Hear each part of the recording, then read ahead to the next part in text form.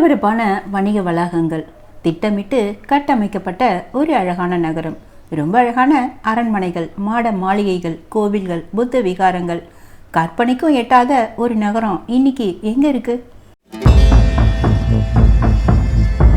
புகார்னு அழைக்கப்பட்ட காவிரி பூம்பட்டினம் இன்னைக்கு நிலத்தடியிலையும் கடலுக்கு அடியிலையும் புதைஞ்சு கிடக்குங்க. பூம்புகார் நகர நாகரிகம் பல ஆயிரம் ஆண்டுகள் பழமையான தமிழர் நாகரிகம்னு ஆய்வுகள் சொல்லுது. அப்படிப்பட்ட புகார் எப்படி இருந்திருக்கும்?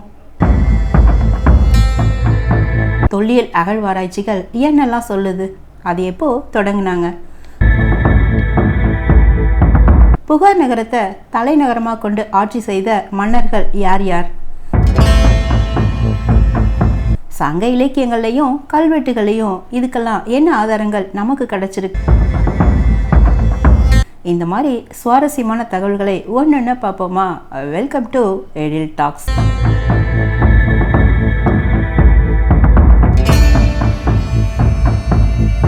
சோழர்களால் கொண்டாடப்பட்ட ஒரு அழகான புகார் நகரம் இப்போ ஒரு சின்ன மீன்பிடி துறைமுகமாக காவிரி வங்கக்கடலில் சங்கமிக்கும் இடத்துல இருக்குங்க.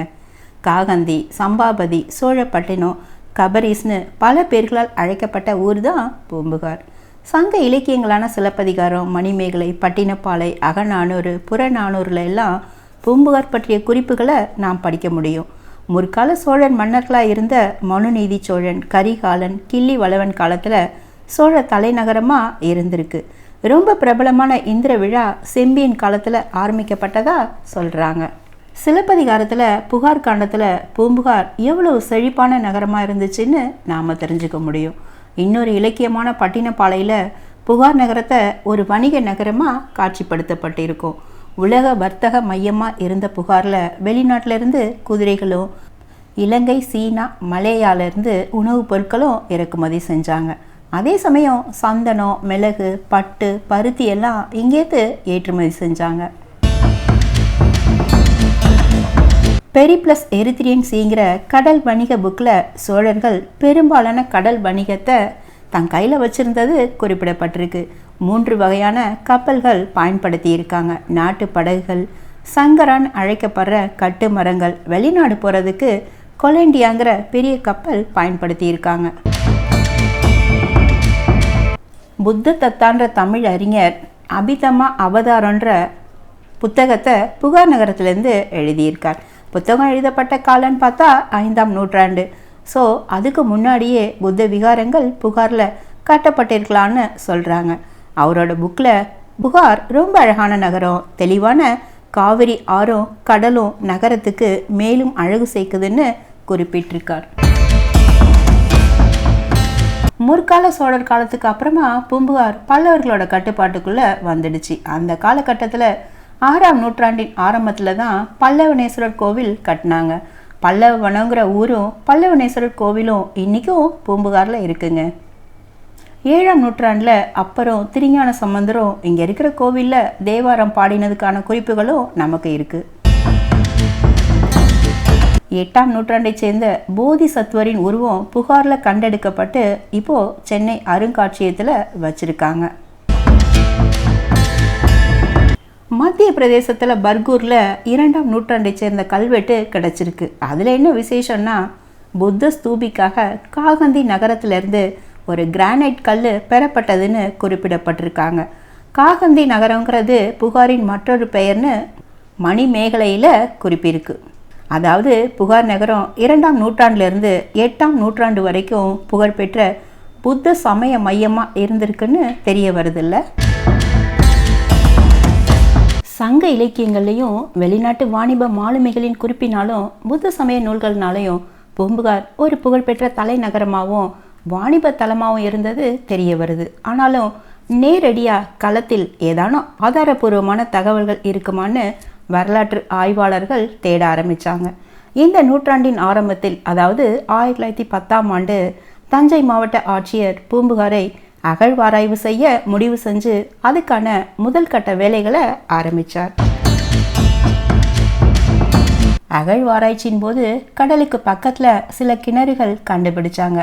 கடுமையாக சுட்ட களிமண்ணால் ஆன இந்த கிணறுகள் உரை கிணறுகள்னு அழைக்கப்பட்டுச்சுங்க. கிணறுகளின் மேற்புறத்தில் கடல் உப்பு தண்ணீர் கலக்காதவாறு அமைக்கப்பட்டிருந்துச்சு. இதையெல்லாம் 1910-11ஆம் ஆண்டு தொல்பொருள் இலாக்காவின் ஆண்டறிக்கையில் குறிப்பிடப்பட்டிருக்கு. இந்த உரை கிணறுகளின் மூலம் இதன் பக்கத்தில் மனிதர்கள் வாழ்ந்திருக்கலான்னு தெரியுதில்ல.